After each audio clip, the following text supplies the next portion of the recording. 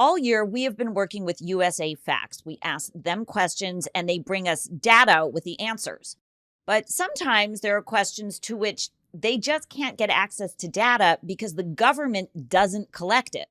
So I thought we'd take some time to talk to USAFacts about what data does exist, what doesn't exist, why those gaps are there, and what we can all do to change it. I'm excited to have that conversation with Poppy MacDonald. Poppy is the president of USAFacts, and they are, as you know by now, a nonpartisan, nonprofit civic organization that collects government data and then makes it accessible to you and me. They are a News Not Noise content partner. Poppy, thank you for talking. Thank you for having me, Jessica. It's really a pleasure. You know, I covered government for many years, and I always noticed that when there's a data set, change can happen. Policymakers can use it to develop new plans. Electeds can use it to argue to pass a bill. But when there's not data there, sometimes it's a big vacuum.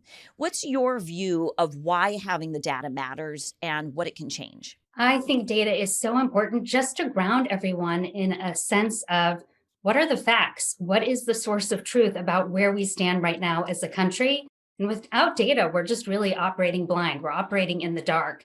And I'm sure that we can't imagine running a business without access to data. Why should our policymakers be asked to run our government? Or why should voters be asked to make decisions about who to elect or to understand if our country is going in the right direction without data to back up the information or maybe even the misinformation, unfortunately, that they're hearing? And so I think as trust is at record lows in every major institution, as there is a plethora of information and misinformation, now more than ever, having access to data, to a source of facts that we can all agree on, no matter where we think might be the right way to take the country, is just so important. And so USAFacts really exists to be that source for trusted facts and data. So why do you guys rely only on government data? There's a lot of private institutions that crunch numbers pretty reliably.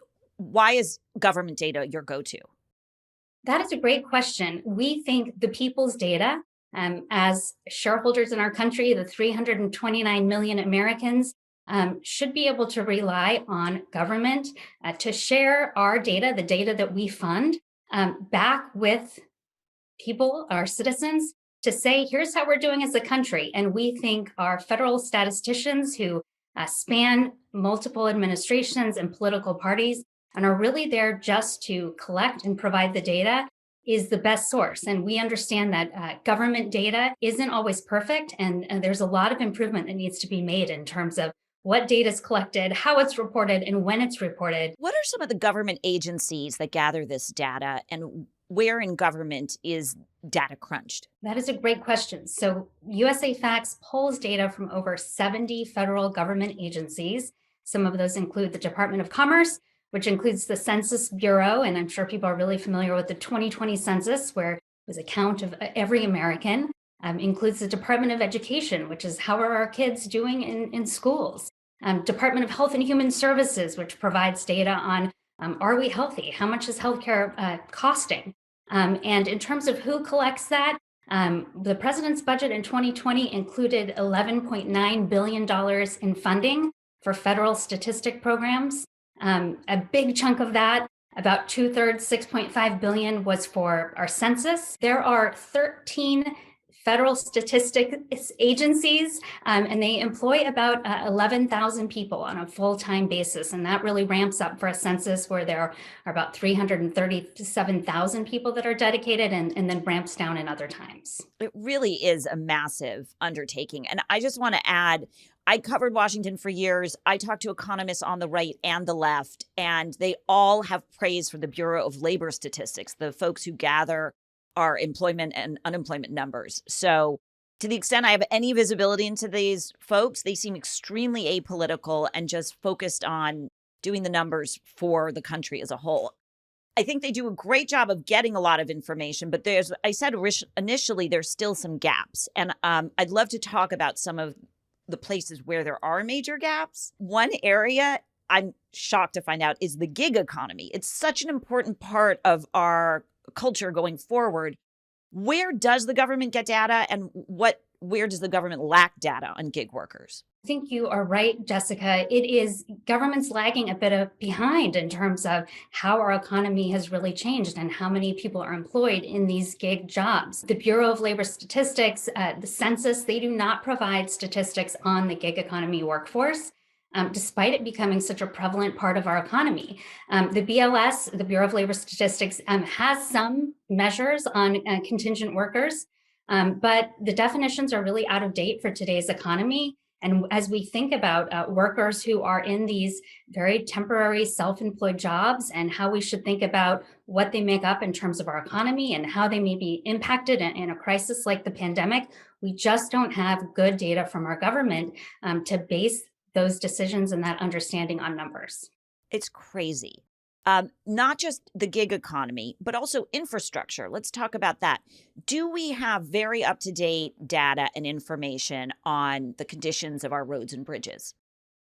We do not. And obviously, there was just this major infrastructure bill passed, and we have a good understanding of what we're spending and how we're advocating in terms of spending more to improve the conditions of our infrastructure. But when you look at some key data sets that would tell us how we're doing, several haven't been updated since 2014. So we're operating on data that is 7 years old. An example of that would be rail transit infrastructure condition. We stopped collecting data on that in 2014. In roadway congestion, how many people are sitting in traffic and what does that look like? What capacity do we need to add? That data is from 2011, so it's a decade dated. This is insane. We have to go out and spend this money, and they don't even have true visibility into where it's most needed in some ways. We could probably talk about any one of these categories for an hour, but I want to keep going. Race. What are the gaps in our data collection on the racial makeup of our country, how different racial groups are faring in different categories, and are there even problems in the way these questions are framed? That's a really good question. So, in terms of race, I would say there's an issue in terms of how we're collecting the information. First of all, Native American populations are often undercounted and excluded from government data sets. So, I think there's a real opportunity to work with the Bureau of Indian Affairs and earmark support for increased collection in Native American territories and areas so that we have an accurate count. Also, in terms of thinking about race, not as a monolithic category, but as a diverse community. When you look at, we have race category called Asian community, but it's not a monolith. And there are lots of subcategories where we really could be collecting data to understand how should that community be counted. So I think there are opportunities, not just in terms of giving people the option to be very specific about the race that represents who they are, but also to think about how that data can inform better decision-making and understanding. And when you think about use of police force, putting people into these large monolithic categories doesn't really give us the insights that we need. And specifically, you mean it could, instead of saying Asian, it could say Filipino descent, Chinese descent, Korean descent, like that? Exactly. Yeah. You're Okay. exactly right. Let's talk about the prison population. I found this startling. How often do we count the number of prisoners in this country? Once a year. Like on one day? On one day, once a year. So it's at the end of the year for prisons. For jails, it happens mid-year. But as you probably know, Jessica, right, most people are not in prison from a January 1 to a December 31st timeframe. There's a fluctuation of the population. And so, for example, in 2018, the count was 6.4 million people in prison, jail, or on probation. And that was the official account on that particular day. But there's an estimated 10.7 million people who were admitted to jail throughout the year. Those people just aren't being counted because it is just this 1 day a year measure. Which is crazy because everything's in a computer system. So all they need to do is gather what's in the computer system and figure out how many people were admitted. Okay, I'm sure it's more complicated than that, but what about recidivism? Do we carefully track how many people go back into prison after they're released? That's another place where we are challenged, right? Because if we aren't capturing on that 1 day of the year, is that individual back inside of the prison system. I think we're really missing that count and undercounting the challenge for our country, but also how we introduce measures and for whom, right? What are the age of individuals? At what point do they tend to go back into the system? What interventions have they had? We're just really missing a lot of the data that could help us make better decisions. How about the homeless population? How's our data on the homeless in America? It is very similar for the homeless population, for kids in the foster system. Those are, again, measures that are mandated to take place one time per year. And so I think you're really missing a lot of our population and not really getting an accurate count that could help inform funding, that could help inform intervention strategies, that could help inform our country about are the programs that are existing, are they working? Are we seeing improvement? I think that one day in time collection just really doesn't do that huge issue justice. Absolutely. I'm thinking of some specific issues. To track evictions, we rely on the eviction lab at Princeton University. I go to it. I know all journalists do. I think lawmakers do too, because they gather the data. For how many people are shot by police each year, we rely on the Washington Post's police shootings tracker. Could both of those things be tracked by government? And why is this stuff coming from the private sector? Well, that's important to ask because government could collect any data that we want. So I think, first of all, the reason those organizations are tracking it is because it's not being collected by government. It's a gap, and or they're receiving a grant from government that indicates they need to collect this data as part of that grant to show effectiveness. I do think it's really important as a country that we're not relying on an external organization to collect that data, but that we're really mandating it. I had the opportunity to testify before the House Modernization Committee about 3 weeks ago. And one of the things I really encourage the committee to think about is, for lawmakers, as they're putting policies in place, as they're enacting legislation, to first of all come to agreement on here's the data, here are the numbers, or if it doesn't exist, here's the data we need to collect to understand, is this policy effective? That will mandate that data be collected and transparently reported and shared. It'll also really help to provide guidance to states or to agencies responsible for the implementation about what was Congress intending when they passed this law? What number are we trying to move? And to understand with politics aside, is this policy effective? Are we moving the country in the right direction or as intended by that policy? That's interesting. It gives you a snapshot of the moment at which the legislation was passed, and then you can see how, if that policy has affected change and in what ways. Exactly. Let's talk about a couple of other areas where data is missing. I'm going to go through some of them. Costs of healthcare, current numbers of people who have immigrated here. The number of undocumented immigrants we use is from 2015. I just want to repeat that for everyone. We're talking about immigration and the undocumented workers and all of this. The number we use is from 2015. And even the most recent data on how many federal employees we have is from 2014. That's crazy. The federal government obviously knows the number of federal employees they have. Yeah. Can this be correct? And how can we benefit from more recent data? Yeah, it is correct. I mean, much of the data that we have is dated. Part of that is because funding hasn't been put in place for the data collection. It's expensive. It hasn't been mandated. And so when you look at the estimate of the unauthorized population, it has recently been updated to 2018, but it is an estimate. Until April of this year, it did lag since 2015, as you mentioned. So keeping this updated, keeping it real time, especially as it's been a very hot political topic, right? Like we want to ground in the numbers. Do we have a bigger issue? Is there a different challenge that we need to attack based on the data or the numbers? For healthcare, we know costs are skyrocketing out of control. And we know who gets Medicare, how much it costs, and which insurance program pays. So the Agency for Healthcare Research Quality has those high level numbers, but if you really want to dig in to understand costs, what are out of pocket costs?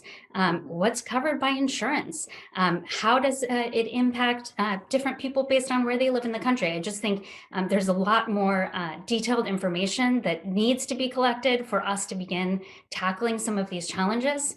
And you mentioned with federal employees, our latest count is from 2014. And that's where we really got that census level detailed information about who are these employees and what roles do they work, and how are they serving our country. So lots of concerns around timeliness and accuracy that I'm really hoping will change. So I'm sure there's a lot of politics involved in what we collect and why we don't have some of this data. But what would it take to get government to start collecting more data?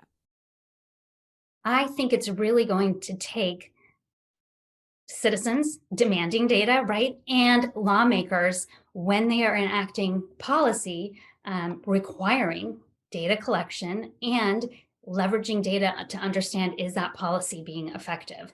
And so until we move to a place where we want government to be as data driven as corporations, I don't think that we are going to see that change. I know for our founder, Steve Ballmer, he was really surprised that the government, the SEC, who requires publicly traded corporations to publish on an annual, sometimes quarterly basis, their an accurate reporting of their numbers to shareholders, that the government requires that of corporations, but they don't do it for their own shareholders, the 329 million Americans who should have access to that same accountability and data transparency. There's also data I understand that the government has that's decentralized, right? Material that your city or state or local government collects, but either it doesn't get all the way up to the federal government or they get it much later. I think one example is National Guard deployments, who's using food stamps. I think that's recorded locally, but not nationally. What would it require to gather that at the federal level? So I think it probably would surprise a lot of people to know that there are 90,000 government entities in the United States of America, and there is no standardization about what data is collected, when it's reported, or how it's reported in a publicly transparent way. So even if we had a requirement that the 90,000 local entities report to state, report to federal, on a regular basis, we would probably have a lot of mismatched data that wouldn't necessarily help move us forward as a country. So we really need a standardization about what should be collected. And then we really need a system of reporting that data in a timely manner from local to state to federal. And USAFacts in the country witnessed this firsthand, this challenge when the COVID outbreak happened in March of 2020, right? And we were seeing journalists post, I can't get access to a place for outbreaks, local outbreaks by county, death rates by county. And USAFacts rallied to begin collecting this data, and we ended up being the provider of that data to the White House and the CDC, the Centers for Disease Control, but it shouldn't be reliant or incumbent on a private organization to be the provider of that data. We should have standards in place that create that data pipeline. And even now, states count differently and report differently. And so when you say this state has a far lower death rate than that state, it might just be the way they're counting sometimes. When you say you'd like to see changes in the collection of government data, part of what you're saying is, well, you mentioned standardizing it. Absolutely. Standards about, in order to govern, in order to ensure our country and our democracy is headed in the right direction, this is the data that we need. And here is the pipeline for how it's going to be collected and then made transparently available to government leaders and to citizens. And so I think it is starting with standardization, and then it's, to ensure that it's part of the legislative process. We do a really great job at, I think, ensuring that there's an estimate of how much something is going to cost and tracking what we spend. But what about the outcomes, right? Did it drive the outcomes that were intended? And we're just missing that right now. Now, if somebody watching this has an issue they would like to see the government collect data on, how would you suggest they advocate for that? I say strengths in numbers. So the more that people are advocating for, hey, I want data on this. This should be transparent. This is important, the better. So I would say reach out to your member of Congress, Ask when you're talking to politicians, ask what data do you have to back that up? What are the numbers? I think the more that citizens are demanding the data or demanding the facts, the more that our lawmakers, our media are really going to take that extra effort to get it. And I have a lot of empathy for people in media, for people who are in the government, even for citizens who probably see something concerning and are inclined to like share that information because they feel passionate. And when people say, well, gosh, why didn't they get the data or why didn't they fact check that? It is a lot of work. It's why USAFacts exists. And so I have empathy for why it's hard to do, but I think we really need to demand the data and demand the numbers. And so certainly encourage people to reach out to their member of Congress. We're big fans of the Data Coalition who advocates for open and transparent data. And there are certainly opportunities to comment through the Federal Register. That's probably a lot of work for the average citizen, but certainly welcome other advocates for open and transparent government data. Well, I am so happy that USAFacts exists and that you're available to explain all this to us and to keep everybody honest, and really just grateful for what you guys do. Thank you for your partnership, Jessica. We really appreciate the mission of News Not Noise and are thrilled to be your partner. That's really great. Poppy MacDonald, thanks for your time.